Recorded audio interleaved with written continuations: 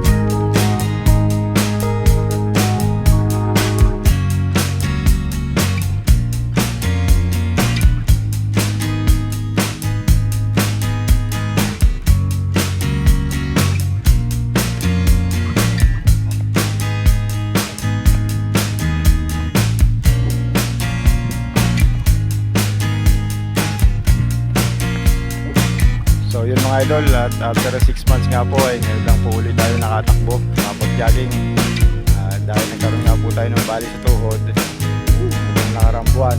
Ayan. So bali ngayon po ay naitutukod ko na maayos yung paa ko na po na ilalakad ko na ng maayos, kaya tinakbo ko na mga idol. So okay naman at nakatakbo naman ako ng medyo malapit-lapit. So bali next week ay medyo lalayuan po natin para may progressive yung ating pag-jogging.